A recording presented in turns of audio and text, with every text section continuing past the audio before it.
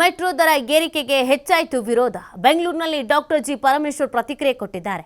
CM ಕೇಂದ್ರದವರು ಏನು ಮಾಡಿದ್ದಾರೆ ಗೊತ್ತಿಲ್ಲ, ಖರ್ಚು ವೆಚ್ಚ ನೋಡ್ಕೊಂಡು ಮಾಡಿರಬಹುದು, ದರ ಏರಿಕೆಯನ್ನ ಅವರು ಮಾಡಿರಬಹುದು. ಬೆಂಗಳೂರಿನಲ್ಲಿ ಡಾಕ್ಟರ್ ಜಿ ಪರಮೇಶ್ವರ್ ಪ್ರತಿಕ್ರಿಯೆ ಕೊಟ್ಟಿದ್ದಾರೆ. ಯಾಕೆ ಹೆಚ್ಚು ಮಾಡಿದ್ದಾರೆ ಅನ್ನೋದ್ರ ಬಗ್ಗೆ ಚರ್ಚೆಗಳು ಹೆಚ್ಚಾಗ್ತಾ ಇದೆ.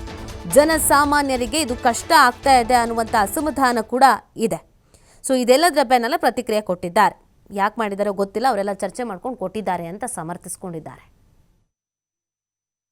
ಅದು ಮೆಟ್ರೋದವರು ಇಂಡಿಪೆಂಡೆಂಟ್ ಆರ್ಗನೈಸೇಷನ್, ಅವರು ಸರ್ಕಾರದ ಇದರಲ್ಲಿ ಏನಿಲ್ಲ. ಅವರು ಅದಕ್ಕೆ ಒಬ್ಬ CMDಯನ್ನು ಮಾಡಿಟ್ಟಿದ್ದಾರೆ, ಕೇಂದ್ರ ಸರ್ಕಾರ ಮಾನಿಟರ್ಗಳು.